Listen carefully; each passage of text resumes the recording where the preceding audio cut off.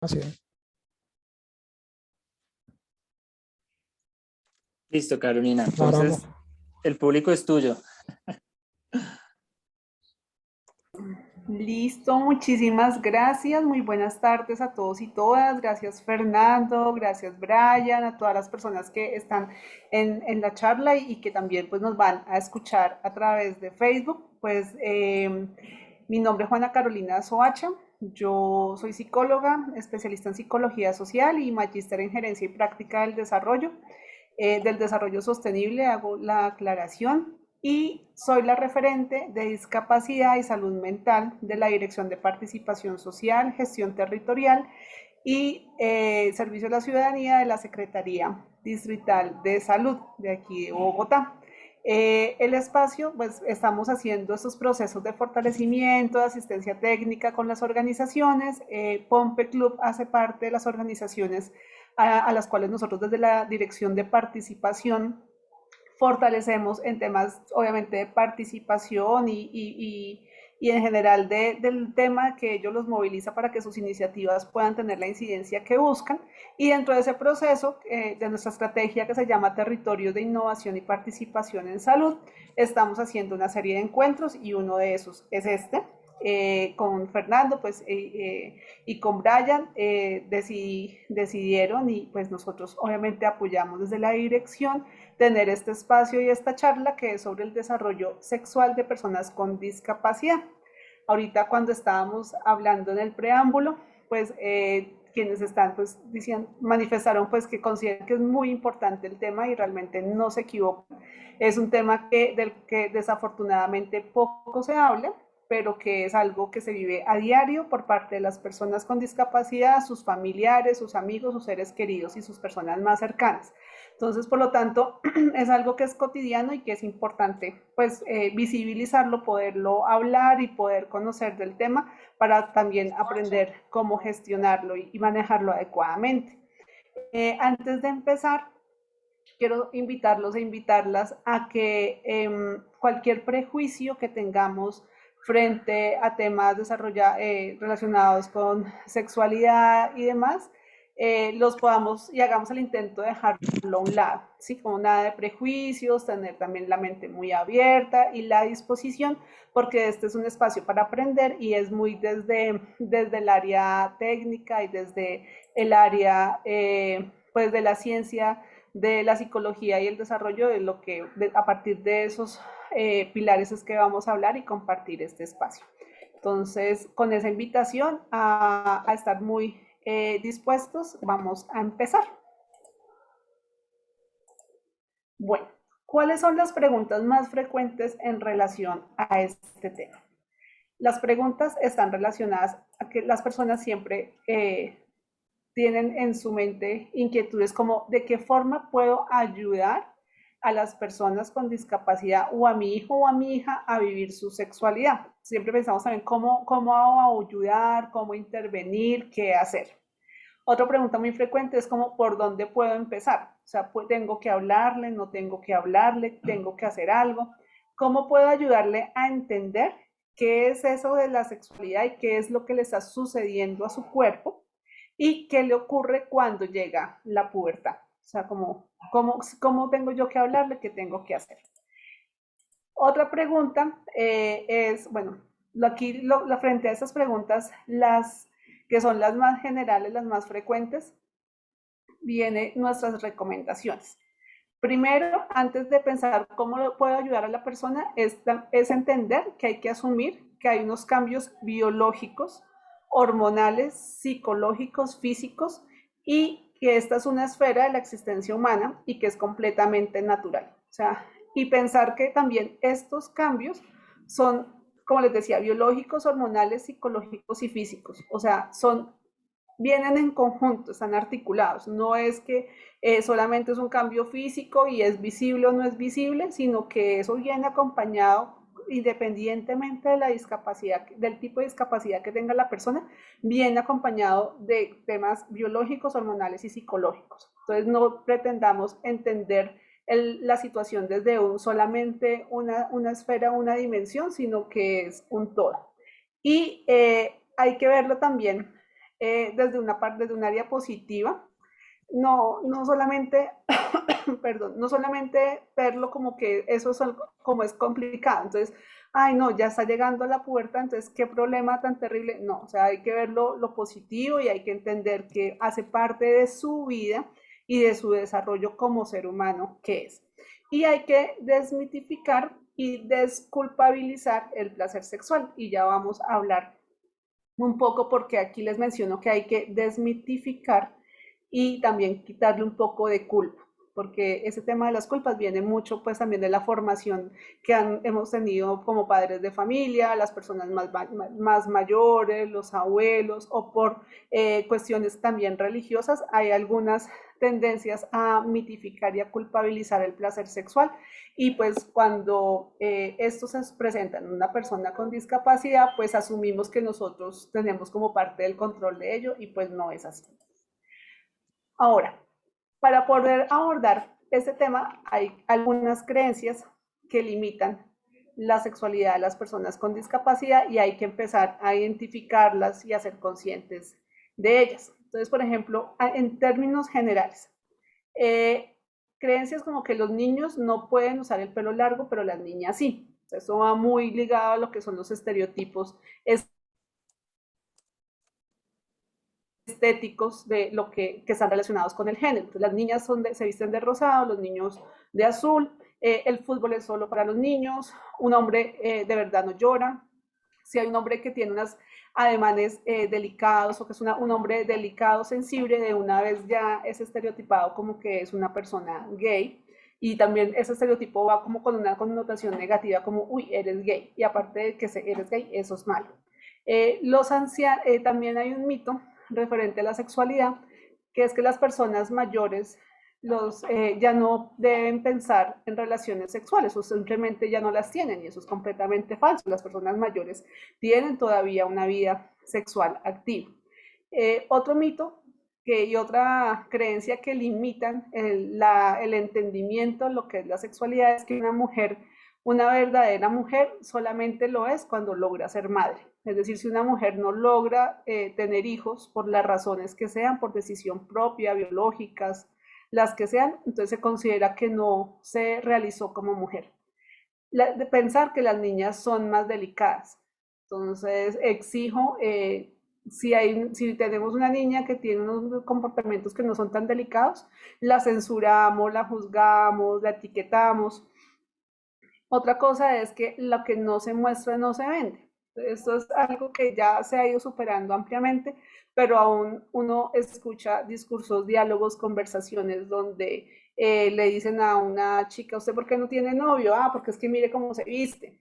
O sea, eso no son conversaciones que creo que ya tenemos que ir superando poco a poco, pero que desafortunadamente inciden cuando hablamos de sexualidad y tienen peso cuando hablamos de la sexualidad de personas con discapacidad. Y otra creencia que toca mucho a las personas con discapacidades, usted ya no debería estar pensando en esas cosas. E incluso toca a los cuidadores. O sea, como usted tiene un hijo o una hija con discapacidad, usted dedíquese al cuidado de su hijo, no piense en tener más hijos, no piense en vivir su vida, no piense en tener otra pareja. Entonces, eso también es una creencia que no es correcta porque cada quien está en libertad de vivir su vida sexual de la manera como desee. Entonces, y lo mismo sucede, y creo que de lo que más incide con las personas con discapacidad, es que consideramos que porque tienen esta condición no deben estar, o ellos por naturaleza no deben pensar en la sexualidad. Específicamente, estas son algunas de las frases que uno más frecuentemente escucha cuando piensa en sexualidad y discapacidad. Entonces, una es, una persona con autismo carece de deseo sexual, no tiene fantasías ni interés por lo erótico. Otra creencia que limita, que estereotipa, es una persona con síndrome de Down toda la vida será un niño. Y esta no solamente aplica para las personas con síndrome de Down, sino para otras discapacidades. O sea, tendemos a infantilizar por siempre a la persona con discapacidad. y eso nos limita el aceptar y reconocer que la persona se desarrolla, o sea, su curso sigue su curso de vida, su edad, y que eso va implicando esos cambios hormonales, físicos, biológicos de los que estuvimos hablando al principio, y que obviamente es una persona que deja de ser niño y empieza a tener un deseo sexual y a sentir cosas y obviamente a pensar en el tema. Las personas con discapacidad cognitiva son incapaces de controlar sus impulsos. También es falso y eso genera una serie de limitaciones, de discriminación adicional hacia la persona con discapacidad cognitiva. Y otra creencia muy usual es que cualquier acercamiento físico o caricia puede interpretarlo como algo sexual. Entonces, si bien está la tendencia a sexualizar a la persona con discapacidad, también hay algunas tendencias a hipersexualizar. Entonces, no, la persona con discapacidad, y lo dicen así, la niña ya se desarrolló, entonces ya el papá no puede tocarla, ya no, entonces ya se vuelve, ya se pasa al otro extremo. Entonces, todas estas creencias, todos estos mitos nos limitan no solamente el entender, sino a abordar como padres, madres o cuidadores de las personas con discapacidad, eh, el, el comprender y poder acompañar adecuadamente esta situación.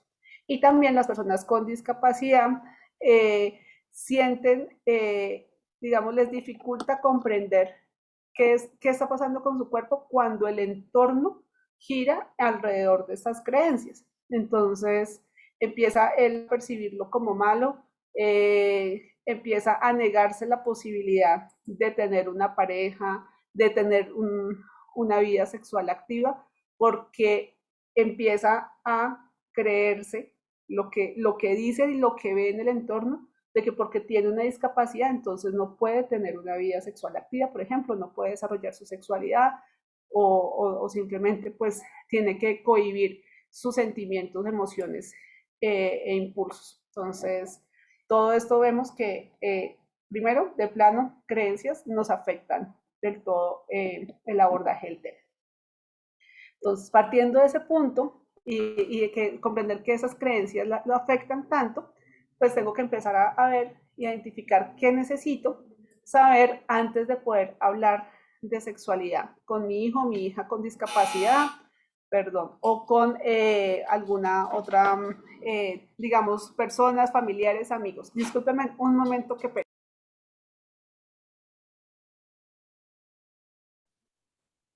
Bueno, damos la bienvenida a varios que han estado entrando a esta charla. Vamos a dar unos minuticos mientras llega nuestra tallerista, Carolina. Parece que ya llegó. Ya llegó. Ya, qué pena, sino que alguien No te salió y no preocupes. llevó las llaves. Listo. Cosas que pasan. Es parte de nuestra vida cotidiana, no hay por qué disculparse. Gracias, y ya eso es normal en esta nueva realidad. Bueno, entonces, ¿qué necesito saber antes de hablar de sexualidad en torno a la discapacidad? No solamente con nuestros hijos, sobre todo cuando hay una discapacidad cognitiva, psicosocial, sino también yo que tengo que aprender a comprender si soy una persona que tiene una discapacidad visual, auditiva, física, que me permite obviamente pues comprender a plenitud lo que sucede alrededor del tema. Entonces, sin embargo, pues aquí lo oriento un poco más cuando tenemos personas con discapacidad cognitiva, pero igual ustedes pues lo vamos ampliando a diferentes tipos de discapacidad. Entonces, primero es ayudarle a entender, o sea, comprobar y ayudarle a entender a la persona con discapacidad que acompañamos, con discapacidad cognitiva, que reconozca todas las partes de su cuerpo, incluidos los genitales. O sea, es una pregunta y hay que hacerlo. O sea, hay que ayudarle a comprender, así como de niños se les ayuda a comprender las manos, los ojos, y se ayuda a comer el alimento, pues lo mismo hay que hacerlo con sus órganos genitales. Lo otro es identificar cuáles son las diferencias principales,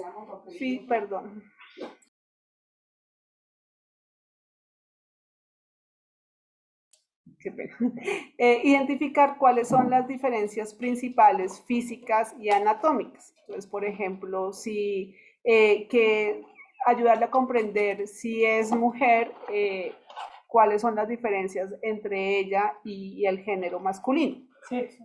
O el sexo masculino.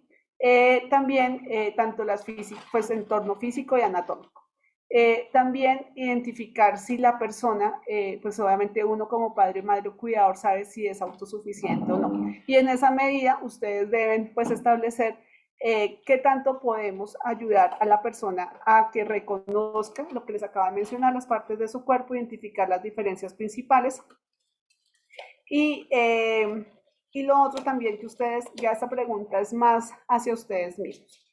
Es si ustedes, digamos, cuando van a abordar el tema con sus hijos, hijas o personas a quienes asisten, es si ustedes lo quieren porque es su deseo o están acostumbrados, o sea, tienen resistencia o están acostumbrados a verlo como un niño o una niña pequeña. Eso es lo primero que hay que analizar, porque si estamos acostumbrados o simplemente yo no quiero dejar de verlo o verla como una niña pequeña, pues va a ser muy difícil hacer que la persona, o sea, digamos que la persona pueda darle un manejo adecuado. Entonces, primero que tenemos que hacer es cumplir el paso anterior que hablamos, que es ser conscientes que la persona con discapacidad es un ser humano íntegro, con sus facultades, tiene unas capacidades diferentes, pero su desarrollo es el mismo. O sea, no hay una discapacidad que limite por completo el desarrollo sexual de una persona. O sea, no la hay. Siempre ese momento, el curso de la vida, de la pubertad o de la adolescencia, va a llegar con los cambios habituales en él.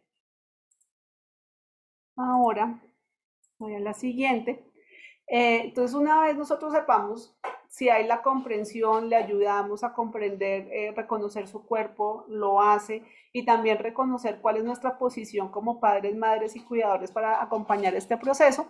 Entonces, si lo consideramos oportuno, podemos comenzar a hablar, interesarnos e indagar en los siguientes temas. Entonces, es fundamental poderles hablar a ellos y comprender acerca de la masturbación. O sea, no hacerlos, muchas personas tienen la tendencia a que cuando ven, se dan cuenta que sus hijos tienen ya estas prácticas, los regañan, los castigan, le dicen que es malo, le pegan en las manos.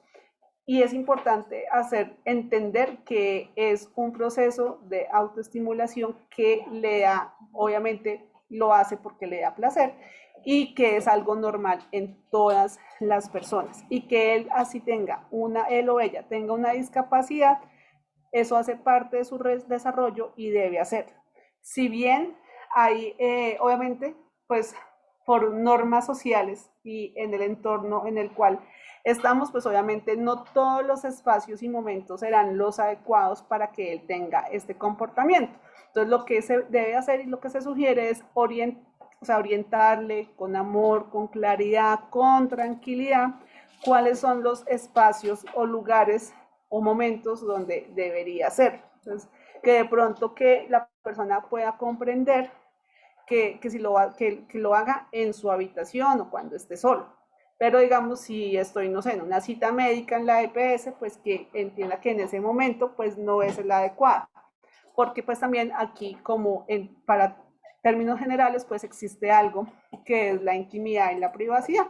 Entonces, hay que, digamos, respetarlo, pero no castigarlo, no satanizar ese comportamiento y orientar a la persona en la mejor manera posible. Obviamente va de acuerdo a los niveles de discapacidad, específicamente me refiero a la cognitiva, donde la persona lo va a asimilar más fácilmente o no. Otro punto que es súper importante, especialmente para el sexo femenino, las mujeres, es lo relacionado con la menstruación y la reproducción. Entonces hay que, si ustedes lo consideran, si ven que pues se facilita la comprensión del tema, hay que hablarles a las chicas que les va a llegar la menstruación y de qué se trata. O sea, es preferible hablarles y no que llegue el momento y que, no sé, puede que en ese momento no estuvieron ustedes como padres, madres o la situación que sea, y sea una sorpresa para ella y no lo pueda manejar y que por lo contrario le genere angustia. Entonces, es importante que se hable con anticipación. Entonces, eso por un lado, entender que eso también implica unos cambios. Nosotros tenemos que entender también cuando hablamos de menstruación que en el ciclo no es solamente los días en que se menstruan, los días en que hay sangrado, sino que la menstruación es un ciclo que la mujer vive a lo largo del mes y que eso le genera cambios en su cuerpo, cambios hormonales, físicos, psicológicos, y que también puede empezar a manifestarse como reacciones emocionales de comportamiento a lo largo del mes. Entonces, aprender que eso va a suceder, que si la persona toma medicamento, por ejemplo, las jóvenes con epilepsia, pues al empezar ya su ciclo menstrual, puede que medicamentos que estaban funcionando bien ya no tengan la misma el mismo efecto del medicamento empieza a cambiar, pero porque también ella tiene cambios neuroquímicos, químicos, fisiológicos, hormonales, que le hace percibir el medicamento su organismo distinto y que obviamente eso va a pasar. Y que no solamente lo que le digo, como esos 5, 3, 4 días, sino que es a lo largo de todo el ciclo. Entonces hay que ayudarle a comprenderlo, hay que también tener paciencia, comprensión de esos cambios que le va a llegar a la chica.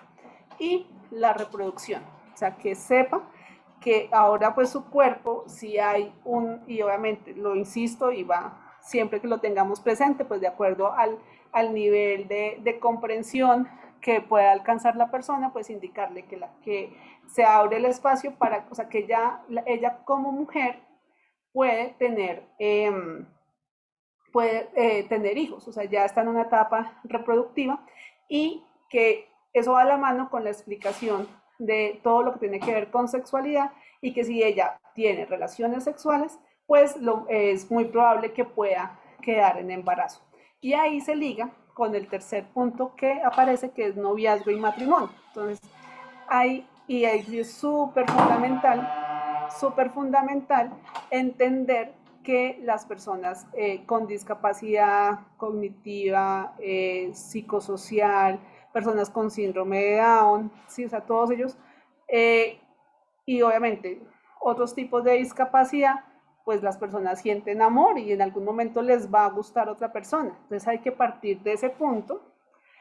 Ahí es fundamental los padres entender que no van a ser niños para siempre. O sea, y nosotros creo que todos los que vivimos, trabajamos con personas con discapacidad, pues nos damos cuenta que la señora con 70 años tiene a su hija con discapacidad de 50 y se sigue refiriendo a ella como la niña. Pero más allá de que se refiere a ella como la niña, porque incluso uno lo hace pues con cualquier familiar o el niño, pero lo tratan por completo como la niña. Entonces la niña de 50 años y la visten como una niña de 50 años. Entonces hay que comprender, empezar a ligarse a eso y comprender que su hijo o su hija con discapacidad eventualmente puede conocer a alguien, puede enamorarse, puede iniciar una relación de noviazgo y que incluso puede llegar a contemplar el matrimonio y tener una familia, o sea, es normal. Y también entender que, o sea, que también para las personas con discapacidad hay diversidad sexual, o sea, no quiere decir que entonces que ellos simplemente van a ser heterosexuales, ¿no? O sea, ellos pueden ser homosexuales, pueden tener diversidad de expresión de género sin importar que tengan o no discapacidad. O sea, eso también tenemos que entender que es normal. Y en todo esto, ahí es importante también hablar de todo esto, porque y especialmente porque las personas con discapacidad son, así como son vulnerables para la discriminación, para el acceso a servicios y muchas cosas que ya sabemos a diario, pues desafortunadamente las personas con discapacidad también son muy vulnerables de padecer abuso sexual. Entonces, el poder nosotros hablar oportunamente, claramente de los temas que les mencioné, para las chicas, menstruación, reproducción, noviazgo, matrimonio, y para los chicos también, pues poder eh, hablarles claramente para que en torno de ello vayan los elementos necesarios para que ellos mismos tengan capacidad y ayuden a protegerse a sí mismos de un posible abuso sexual. Y es igual como para cualquier persona, que el respeto de su intimidad, de su cuerpo, la limitación que hay para que otro toque tu cuerpo sin autorización. Todo eso también tenemos que hablarlo con las personas con discapacidad. Y un tema que se me olvidó es que lo de la menstruación y la reproducción no solamente se debe hablar con las chicas, o sea, también hay que hablarlo con los chicos con discapacidad. Si él, digamos, como la imagen que está en la diapositiva, si el muchacho está interesado en una chica y quiere establecer un noviazgo y eso implica tener su vida sexual y pensar en su matrimonio, pues él también tiene que entender y saber qué es eso de la menstruación y qué es lo que va a vivir su pareja. Entonces es importante hablarlo abiertamente, con un lenguaje claro, evitar algunas palabras que les genere confusión. Entonces, por ejemplo, yo he escuchado que a las niñas les explican que entonces le van a poner ahora de usar una toalla higiénica. Pero entonces la mamá no le decía toalla higiénica porque le daba pena y que de pronto la niña dijera en un contexto no apropiado, entonces le decía la galleta. Entonces la niña necesita la galleta, la galleta es la galleta, entonces pues todo el mundo le pasa una galleta de comer. Entonces no, hay que decir las cosas de una manera, o sea, de un lenguaje claro, directo, y obviamente pues con todo el respeto, y uno pues digamos, ya ves, pues lo que viene es como cada caso particular, ¿no? Que yo sé que, bueno, aquí Juan está diciendo que hay que decirle esto y lo otro, pero digamos el nivel del desarrollo cognitivo de mi hija no da para decirle las cosas tan explícitamente. Pues ahí cada caso nosotros sabemos cuál es el alcance, y sobre ese empezar a buscar la alternativa para acercarle el tema, comprenderlo o manejarlo. Esa es la recomendación principal. Voy a continuar y ahorita abro espacios ya para preguntas.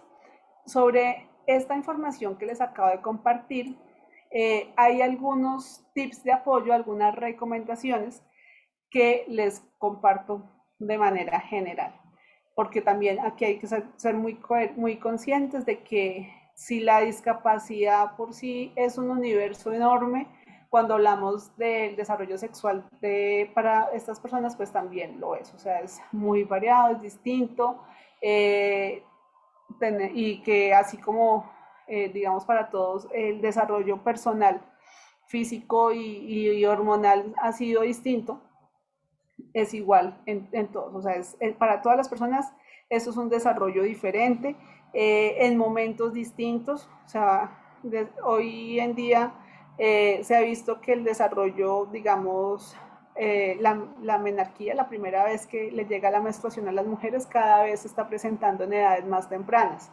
O sea, hace, no sé, unos 100 años se daba más o menos desde los 15, 14, hace unos 30, 40 ya desde los 12, 11, y hoy en día ya tenemos niñas con 8, 9 años que tienen su primera menstruación. Entonces así todo vamos cambiando como seres humanos. Entonces las recomendaciones, hay que ayudarlos y hacerles ver que hay conductas, cuáles son las conductas que son apropiadas, que son apropiadas en público y cuáles lo son en privado. Lo que les decía, por ejemplo, no satanizarlos, no gritarlos, no hacerlos sentir mal si la persona se está masturbando, sino hacerle entender en qué momento lo puede hacer y en qué momento no. Si está en público, pues que lo evite. Ya en privado, si tiene el deseo, la persona tiene todo el derecho a hacerlo. Ayudarle a comprender también que hay partes privadas en su cuerpo que nadie debe tocar, de manera que lo haga sentirse incómodo. Creo que esto, en las recomendaciones, no esperar a que la persona llegue a una edad de 11, 12 años, sino que por favor háganlo desde lo más pronto posible, que ustedes sientan que la persona lo va a poder comprender. Si no esperemos, porque pues tener muy presente que para no solamente en torno a la discapacidad, sino en cualquier caso, el abuso sexual se da a cualquier edad, o sea, desde casos de bebés de meses de edad, y se da en cualquier espacio o lugar. O sea, no es que salió un señor en un callejón y abusó del niño o la niña, sino que desafortunadamente en la mayoría de casos son personas cercanas a nuestros niños y niñas, los papás, los abuelos, los tíos, los primos, los hermanos, primas, primos, hermanas, porque pues también esto tenemos que tenerlo presente, no solamente se habla porque de pronto pues es la mayor incidencia, pero también hay mujeres que abusan sexualmente de niños y niñas. Entonces no satanizar pues que el género masculino es el único que lo hace, no, también hay mujeres que lo hacen. Y permitirle que diga no ante situaciones que no desee. Hay momentos en que hay que el niño y la niña lo alzan y lo besan y pues ya va a llegar un momento que él va a decir no, o sea, no, y le da mal genio y puede mostrarse agresivo si lo empezamos a abrazar, a tocar y él no quiere, y eso hay que respetarse, o sea, porque hace parte de su desarrollo sexual, que implica cómo interactúa físicamente con otros. Y si no quiere ser tocado o besado, hay que respetarlo. Le corresponde a los padres y a las personas en quienes ellos se apoyen, es decir, educadores, formadores, psicólogos, cuidadores, formarles en la sexualidad de acuerdo al proyecto educativo familiar. Obviamente aquí uno también respeta las orientaciones, creencias religiosas, éticas que la familia pueda tener. Entonces, pues orientarlo, o sea, digamos que se entienda que eso hace, lo fundamental es que entiendan que hace parte de la vida de las personas con discapacidad. O sea, en ninguna parte dice que alguien que tiene una discapacidad es un ser asexual, no. O sea, la persona tiene su vida y pues obviamente ustedes como orientadores pues pueden darle algunas connotaciones de acuerdo a sus creencias. Otro punto importante es hablar de sexualidad antes de que se presente alguna dificultad, situación o evento, no después. Hace un momento hice esa indicación frente al tema del abuso sexual. También deben hacerlo, como les dije en la diapositiva anterior, relacionado con la menstruación, relacionado pues con el interés hacia una persona, sea de su mismo sexo o no. Entonces, antes de que él empiece a enamorarse, pues hacerle ver que él puede empezar a sentir cosas por otras personas y ayudarle a comprender cómo se va a dar. Buscar orientación con profesionales especialistas en sexualidad y discapacidad o instituciones. No es sencillo, no hay muchas personas que aborden este tema, pero si ustedes, digamos, cada caso es particular. ¿Sí? Digamos, aquí yo estoy dando la información lo más general posible, pero la experiencia de vida de cada persona pues es única. Entonces, la recomendación es que ustedes puedan buscar el acompañamiento, el apoyo, bien sea de un psicólogo preferiblemente, o pues de un profesional médico que los atienda para que les vaya dando pautas para comprender todo lo relacionado con el desarrollo sexual de sus hijos, hijas o personas que cuidamos. Conozco varios casos de personas con epilepsia que pues desarrollan una discapacidad cognitiva o la han desarrollado y empiezan a tener muchas problemáticas de la absorción del medicamento, de la respuesta al mismo. Algunos pues escolarizados también empiezan a tener problemas académicos con sus familias, crisis más frecuentes. Entonces, las sugerencias cuando ustedes perciban o empiecen ya a notar los cambios en la persona, busquen ayuda profesional para que cuando nos llegue el momento pues tengamos más y mejores herramientas para poder abordarlos y ayudarlos. Esa ayuda, como les digo, es orientarlos para que puedan vivir su sexualidad de la mejor manera posible. Nunca cohibirlos, porque pues, o sea, uno no quisiera nunca que lo cohiban, y también lo digo, digamos, para personas con discapacidad física, visual, auditiva, múltiple, que muchos viven pues su vida sexual, romántica, familiar, normal, pero algunos se han asumido que por tener esta condición o por haberla adquirido en algún momento de su vida, hasta ahí es su vida de pareja. No, o sea, siempre hay un después, siempre podemos pues vivir de nuestra vida a plenitud, independientemente de la discapacidad que se tenga. Otra recomendación es no abandonarles, entre comillas, en manos de monitores de programas, o sea, como en pantallas, de programas de televisión. Incluso hay programas de formación que hablan sobre el tema, pero es que nosotros no, o sea, todos los programas no vienen a la medida de todas las personas. Entonces puede que yo ponga un programa que por más trato de ayudarlo, pero de pronto lo confundo más. Tampoco dejar libremente que usen o tengan acceso a pantallas de televisor y a dispositivos celulares, iPad, computadores con internet.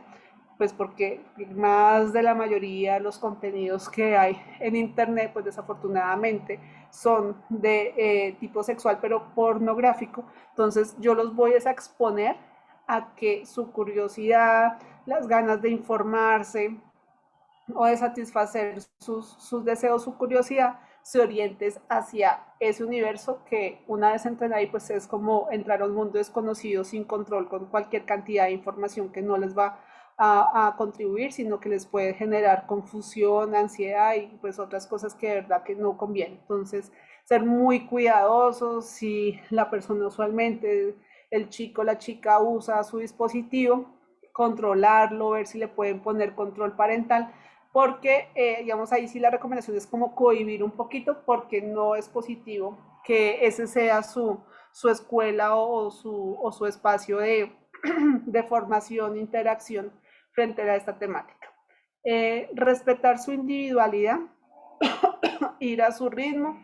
Si de pronto ustedes empiezan a hablar, a abordar del tema y la persona como que todavía no, y los cambios físicos no se están dando, y ven que de pronto no se responde, pues entonces como bajarle un poco al ritmo de abordar la temática. Si ustedes ven que pues obviamente por lo contrario ya la persona está pues con su interés, su desarrollo físico, hormonal, pues o sea, ustedes también acelerar para que puedan dar una respuesta adecuada y acompañarlos en este momento de su vida. Y respetar su individualidad en todo sentido, o sea, ellos también merecen privacidad, también merecen respeto si tienen una diversidad sexual, no encasillarlos ni regañarlos, y tampoco hacer a veces lo contrario que lo hacemos con todas las personas, es decirle, ay, ¿y el novio para cuándo? No sé qué, no, o sea, hay que respetar el ritmo que ellos tienen. Facilitar a las mujeres, eso es muy importante, un referente femenino para que comprendan lo relacionado a su desarrollo y su menstruación, limitado de prejuicios, o sea, que pueda ellas comprender, alguien que les explique adecuadamente todo lo relacionado a esta temática, pues preferiblemente que sea otra mujer para que pues ella se sienta más cómoda. Abordar temas de higiene, súper importante, autocuidado, reproducción y métodos de planificación. Apoyarse en expertos, que también le hemos hablado, y también les he dicho mucho, evitar los castigos, que eso incrementa sentimientos de culpa, vergüenza, tristeza, miedo, etc. Ahora, cuando yo hago todo lo contrario de lo que les dije ahorita, los regaño, cohibo, oculto información, me niego a que la persona está teniendo esos cambios y ese desarrollo, pues vienen unas consecuencias que no son las más deseadas. Entonces, las consecuencias del manejo inadecuado a estas situaciones está conductas compulsivas. Entonces, si yo no lo oriento adecuadamente, sobre todo, digamos, en escenarios como se me fue, la masturbación, lo que sucede es que pues ellos pueden tener conductas compulsivas. generarles ansiedad, o sea, como que si lo regaño y empiezo a hablarle que eso es malo, él tiene el impulso y es la lucha de su impulso físico, bioquímico contra el miedo de que sus padres o su cuidador lo va a regañar. Entonces hay ahí una lucha y una ansiedad que pues también puede tener otros efectos negativos. Pueden caer en depresión, o sea, no, pues nadie en su vida quiere que sea reprimido por esto y puede generar sentimientos superiores de tristeza, generar trastornos de adaptación porque ellos están en un proceso de crecimiento físico, de personalidad y pues le puede traer problemas de adaptación, dificultad en las relaciones interpersonales. Eh, acá digamos, si él empiezan a decirle, no, eso es malo, no mire a la niña así, no mire a ese muchacho, no lo toque, pues entonces empieza a haber un discurso que empieza a cohibirlo para todos sus espacios de interrelacionamiento. Entonces, pues ya la persona va a creer que interactuar, tener una amiguita va a ser algo malo o sonreírle a alguien es malo. Entonces, eso le trae unas consecuencias bastante negativas. Otra es la limitación en sus actividades y área social, afectiva, académica, familiar y de pareja. Entonces, pues, si todo el tiempo está hablando que esto es malo, pues obviamente con el tiempo le va a ser muy difícil establecer una relación de pareja y posiblemente formar familia. Hay que dejarlo ser para que ellos en un futuro puedan, si así lo desean, si así lo logran, pues puedan tener su familia. Uno ve muchas personas con discapacidad cognitiva, personas con síndrome de Down, que llegan a edades avanzadas solos y que son personas que perfectamente pudieron haber tenido una familia.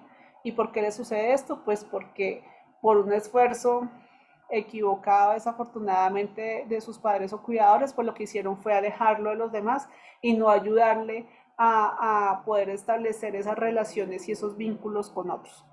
Y algo que puede afectar a todas las personas con discapacidad, independientemente del tipo, cuando hay un manejo inadecuado de estos temas, hay un incremento de la percepción de la discapacidad.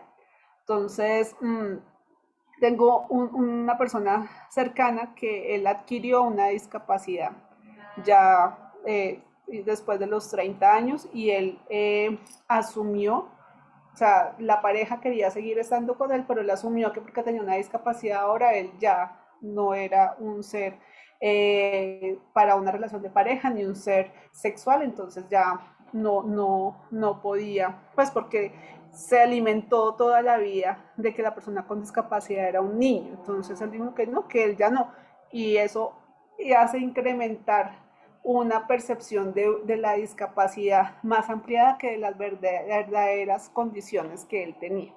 Entonces, afortunadamente ya lo superó y tiene pareja y es feliz, pero en un principio sí le generó bastantes obstáculos. Entonces es importante que nosotros pues entendamos que, o sea, discapacidad no en ninguna manera es sinónimo de asexualidad y que hay que ayudarlos a tener y desarrollar esa parte del ser humano.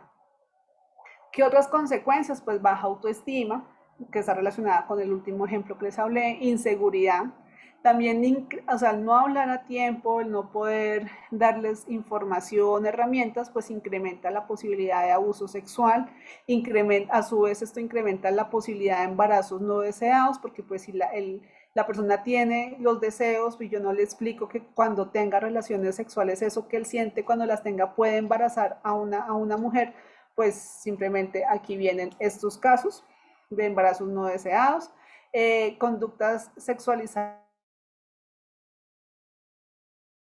descontroladas también pueden darse, confusión emocional o afectiva, o sea, el poder no identificar qué es lo que le sucede y esto puede desencadenar otros problemas e incrementar la percepción de dependencia. Entonces, si le gusta a alguien, entonces de pronto él no puede desarrollar como esa habilidad de hablar, acercarse a la otra persona, sino que se vuelve dependiente de su cuidador y su cuidadora y finalmente el cuidador y la cuidadora se convierte también en la persona que domina ese ámbito de su vida. Entonces, así como lo lleva, lo trae, le gestiona todo, pues también termina decidiendo sobre su vida personal, sexual y amorosa y no es lo que deseamos. Algunas consideraciones finales. Se requiere el reconocimiento de los derechos sexuales y reproductivos de las personas con discapacidad. Las familias necesitan formación cada vez más, sobre todo cuando aquellos que, digamos, está la tendencia que les cuesta, los que son padres, o sea, personas que son padres de personas con discapacidad, pero que son personas mayores, les cuesta más abordar este tema con sus hijos. Entonces necesitan formación, necesitan apoyo, asesoría, se requiere una educación en salud sexual y reproductiva con cualquier tipo de discapacidad, sea de nacimiento, adquirida, como les mencioné, el caso de la persona con quien he trabajado en varios espacios. La educación sexual es responsabilidad de todos. Hablarles muy claro, temas de reproducción, planificación, esterilización. Hay que tener presente que, pues desafortunadamente, la pandemia junto con el confinamiento incrementó para todas las personas que pudieron ser vulnerables, pues temas de abuso sexual y hay también incremento muy alto de embarazos adolescentes y también esto ha tocado y afectado a las personas con discapacidad. Entonces hay que hablarlo, hay que prevenir, recordarle el reconocimiento del propio cuerpo y la autoestimulación. La actitud de los padres tiene que ser lo más abierta, comprensible y respetuosa posible. También hay que involucrar a los amigos, a los hermanos, a otras personas que convivan con la persona con discapacidad. O sea, si la persona empieza a tener comportamientos de masturbación en la sala, pues digamos que no sea algo que aparte de que asustan, gritan, etcétera, lo esconden, pues que los hermanitos, tíos, la abuela, pues todos estemos como en la misma dinámica de comprender que es parte de su desarrollo. Vida en pareja, hay que hablarles mucho de esto, la diferencia en las relaciones de amistad, ¿sí? Porque otros errores, así como dicen el niño y la niña por siempre, no solamente la palabra, sino todo lo que esto implica, pues también hay padres que uno les escucha, o sea, que la persona con discapacidad, no sé, con síndrome de Down, le dicen a uno, no, es que trajo a la amiguita, y la amiguita es la novia, porque a él le gusta y la quiere y se besan. Entonces después, como él escucha que es su amiga, pues tiene otra amiga, otra vecina, entonces también puede besarla, abrazarla y demás. Y no, o sea, hay que darles a entender cuáles son las diferencias entre la vida en pareja y la diferencia en las relaciones de amistad para que pues tengamos una diferenciación clara sobre ello. Todo eso nos va a ayudar a prevenir abusos y entender que la sexualidad es más que simplemente tener relaciones sexuales o que pertenezca yo a un sexo u otro. O sea, la sexualidad es un todo, es un conjunto de emociones. Las personas sienten, o sea, la persona con discapacidad siente amor por otra persona, independientemente, pues, como les he dicho, de su sexo, pero va a sentir amor en algún momento de su vida y va a querer expresarlo. Entonces hay que ser muy, muy, muy conscientes de esto y acompañar todo su proceso. Quería compartirles esto, muchísimas gracias y pues dejo abiertos los micrófonos con la ayuda de Fernando o de Brian para que hagan las preguntas necesarias, las preguntas que tengan. Gracias, Carolina. Bueno, por acá Catherine nos dice que muy buena la charla y pues es una muy buena explicación para nosotros como cuidadores. Nos dice acá desde el chat. En este momento pues están abiertos los micrófonos, pueden alzar la manito y nos dicen qué preguntas tienen para nuestra invitada Carolina sobre el tema que se planteó. Vamos a mirar si en Facebook hay alguna pregunta. Hola, qué pena. Hola, Yo Catherine.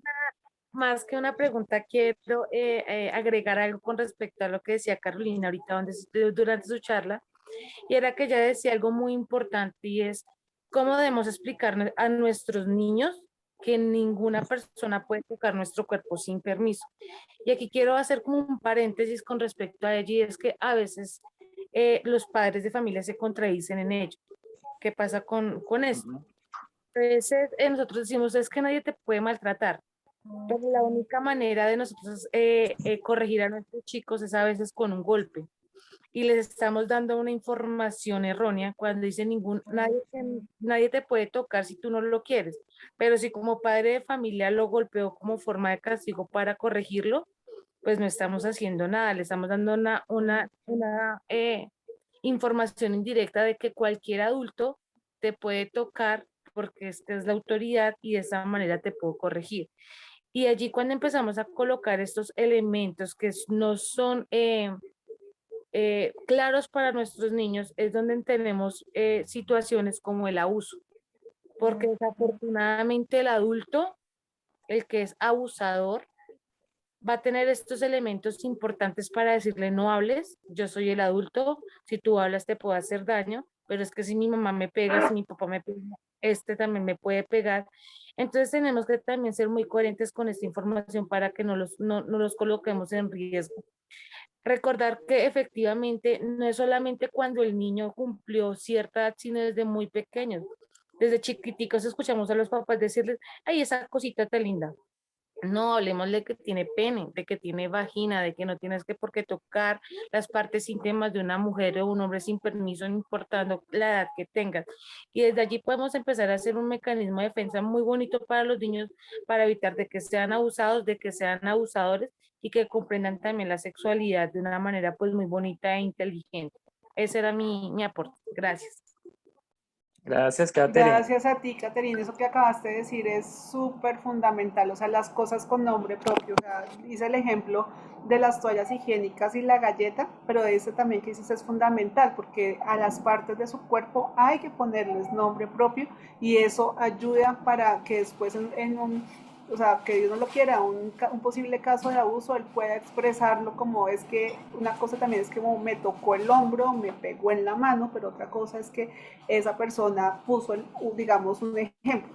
O sea, me hizo poner mi mano en su pene. Entonces, cuando ya el niño tiene sus elementos, la persona tiene sus elementos y puede decir las cosas, pues hay mucho más fácil poder evitar que él comprenda, más fácilmente evitar o pues poner en conocimiento un posible caso de abuso. Entonces, muchísimas gracias porque esa anotación es muy importante. No sé quién Es más. verdad, Carolina. Además que acá en Colombia y en muchas partes del mundo también, los papás a los niños les dicen de sus partes íntimas de una manera diferente a la que debería ser. Que mi tesorito, que mi pipicito, cosas así. Entonces, sí, como ustedes ambas, como ambas dijeron, hay que decir las cosas como son, de la manera correcta para que ellos tengan la posibilidad de saber y de educarse, ¿no?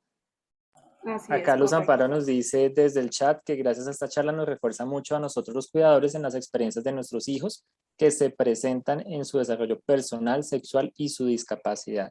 Muchas gracias, Luz Amparo. ¿Alguna persona tiene alguna otra pregunta, alguna duda, algo que quieran de pronto aportarnos? Luz Amparo, precisamente está alzando la mano. El micrófono es tuyo. Bueno, listo, gracias. Lo que pasa es que como les recordaba, yo tengo que recoger a mi hijo, pero pues no, si yo tengo dos preguntas concisas que creería que no sé si son del tema o ya sería para una futura charla o diferente tema. Dale, dale. Pues las voy a decir así, ustedes me dirán. Bueno, con respecto, bueno, se supone que nosotros como cuidadores pues venimos haciendo ese papel de explicarle, de empapelarlos nosotros y empapelarlos a ellos en su desarrollo personal sexual. Una de las preguntas es si una madre, un padre o cuidador, la persona responsable de un chico con discapacidad, puede tomar la decisión de practicar o interrumpir o sea, interrumpir un embarazo, ya, esto ya se llamaría un aborto, por diferentes aspectos. Se te fue ¿las que vas a escuchar, Caro? No, se le fue el audio. Se le fue el audio. Sí, Luz, me parece muy buena esa pregunta. muy dura. No sé qué dices, Carolina, pues en el tema del aborto en personas con condición de discapacidad. digamos, ese es un tema que, digamos, tiene unas connotaciones distintas. Digamos, va más hacia lo jurídico, porque, digamos, sabemos que hay una reglamentación que nos habla en términos generales de tres posibilidades. Si la persona creería, es una muy buena pregunta, podríamos indagar, digamos, si la persona desea por su propia voluntad, que creo que es el caso que nos está poniendo Luz Amparo, y lo expresa y está en el marco de una de las tres causales que por lo menos aquí en Colombia son permitidas, pues la persona está en todo su derecho. Pero, digamos, si no, ahí entra otro tema, si digamos la Pero bueno, persona... en otros países, Caro, creo que el aborto Es, también está legalizado, bueno, tiene uh, sus punticos a favor y en sí, contra, pero que lo tienen ya como ley. Acá de pronto creo que no, sí. en Colombia. No Si sé aquí en en México cómo Colombia es se la legitimidad. permiten tres casos, o sea, digamos, si hay digamos, está permitido, pero aún así hay muchas demandas donde las personas manifiestan que no se les ha permitido el ejercicio de su derecho. Entonces está permitido si el embarazo es producto de un abuso sexual, si el avance del embarazo pone en riesgo la vida de la madre o si la posibilidad de, o sea, una alta posibilidad de que el bebé pues nazca con enfermedades congénitas, deformaciones y eso que también pongan en riesgo su propia vida. Y sin embargo, pues está en la letra, pero pues lo que se ha visto es que son muy pocos los casos en los Los cuales casos, ya. se ha logrado. Entonces, digamos, es una muy buena pregunta cuando adicionalmente hay un elemento pues de una discapacidad y creería que también cambia de acuerdo al tipo de discapacidad que la persona tenga. Sé, Catherine, si tienes alguna pregunta o un Sí, comentario que Catherine. nos puedas aportar. Bueno, yo quiero decir algo que es cruel, pero es contundente. Hay algo aquí que se llama las leyes y como bien le decías, Carolina, es el tema jurídico. Sabemos que hay un proceso que se llama el proceso de interdicción, el cual tiene unos componentes claros para poder llegar y declarar una persona interdicta, que eso ya tiene un proceso legal que tiene que ir ante un juez y que ellos son los que dan este aval, ¿no? En caso tal de que una persona que no es interdicta llega a caer en embarazo, vienen dos componentes importantes, y es lo que tenemos que tener en cuenta, y es el cuidador no porque quiera, la persona tiene que abortar, que era más la pregunta que tenía la señora Luz Amparo, y es, yo como cuidador puedo decir que mi hijo no tenga a ese bebé, no es tan fácil, eso, eso como un elemento. Obviamente, si ya vienen componentes que son esos tres marcos que tú mencionas, donde efectivamente el embarazo se puede ver interrumpido y siempre y cuando llegue un proceso, bueno, como les digo, eso es legal. Pero también cabe un elemento aquí importante y es la negligencia por parte del cuidador. ¿Por qué la persona con discapacidad queda en embarazo? Si hubo un descuido. Y obviamente viene aquí una investigación legal. O sea, esto no es tan fácil, pues es cruel, pero a veces hasta el mismo cuidador puede terminar con problemas legales por descuidar a su persona con discapacidad y haberla dejado en riesgo de, uno, ser abusada, dos, de estar la persona con discapacidad en embarazo que probablemente no entienda qué es lo que está sucediendo con su cuerpo, y tres, qué fue el entorno que lo convirtió, que se convirtió en algo vulnerable para la persona con discapacidad y cuáles fueron los factores de alerta que a los cuales no se prestaban atención. Entonces, sí, como decía también, y qué pena hacer, pues meterme en eso, pues algo que me llama mucho la atención. Efectivamente es algo que tal vez podríamos con Fernando buscar la manera de traer una persona que conozca de temas legales con respecto Temas a esto y que legales, sí. también a quitar muchos tabús y a comprender las leyes, porque el hecho de que uno no conozca las leyes no quiere decir que va a eximirse de los resultados, ¿verdad? Ujú. Podríamos colocarnos en esa tareita para poder hacer una charla con respecto a eso y además, pues, con eso me ponen a estudiar un poquito más. Gracias. Por acá, Catherine y Carolina, pues Luz Amparo, que fue la que hizo la pregunta, dice que no sé si ese proceso de interdicción todavía existe. Yo lo hice por y para mi hijo que tiene autismo, pero ahora no sé si sigue actualmente. Nicolás nos respondió, efectivamente en el 2019 se eliminó la figura de la interdicción en Colombia. Creo que Luz está acá en Colombia, si no estoy mal. Luz Amparo, sí. Sí, es correcto. Entonces, pues no sé Bueno. si en algo le ayudamos a la pregunta de Luz. Esperemos que sí. Y tenemos la tarea de hacer con Catherine alguna otra charla jurídica precisamente sobre este tipo de temas que nos parece también importantísimo. Bueno, no sé quién más tenga preguntas, alguna sugerencia, duda que tengan sobre la charla que hicimos ahorita. No sé, es que tengo problemas de conexión, pero yo les Sí, agradezco si alcancé a escuchar lo que dijo la señora Juana, y de verdad les agradezco porque sí, son muchas preguntas. El tiempo es muy corto y son muchas preguntas que no quisiera, y no solo yo, de pronto muchas personas, y de pronto como todas no podemos estar aquí hoy, entonces uno puede hacer esas preguntas y después socializar con las claro. demás, digamos, en nuestro Fundación de Mi Mundo Ideal podemos tocar ese tema y poderlas de pronto empapelar con lo que hablamos. De todas maneras, yo sí les agradezco y estoy de acuerdo con Catherine para una próxima de pronto sobre interdicción, así ya no, porque tenía precisamente dudas de que eso lo estaban ya quitando, entonces ya el trabajo que nos tocó hacer durante 2 años ya quedó perdido, o sea que no sé, es una pregunta si quedan desamparados o qué va a pasar con ellos. Esa es una muy buena pregunta. De todas maneras, yo les agradezco muchísimo y estaré pendiente para próximas charlas. Gracias, Luz Amparo. Bueno, pues veo que no hay ninguna otra pregunta. Carolina, de verdad, muchísimas gracias por brindarnos estos espacios, a la Secretaría Distrital de Salud, también pues, a las organizaciones que nos apoyaron, como Mi Mundo Ideal, con Catherine, a Pompe Alianza, a FECOE, la Fundación Ciclemia, Vasculitis, a Ibero AMC y a Pego, que estuvieron también acompañándonos por sus redes sociales. No sé si quieras decir, Carolina, algo para despedirte. Sí, recordarles que, digamos, acá hay unas recomendaciones que hoy compartimos que son generales. Sin embargo, cada caso va a ser particular. O sea, nosotros sabemos que nuestro hijo puede estar encasillado, entre comillas, en un tipo de discapacidad, o nuestra hija o un familiar, pero cada caso es particular y lo mismo sucede respecto a este tema. Desafortunadamente no hay muchos expertos, expertas en esta temática puntual, pero sí los psicólogos, psicólogas tienen herramientas que les pueden dar luces, entonces en caso de que ustedes pues lo requieran obviamente, siempre acudan oportunamente a estos servicios para poder tener la información adecuada, pertinente y oportuna.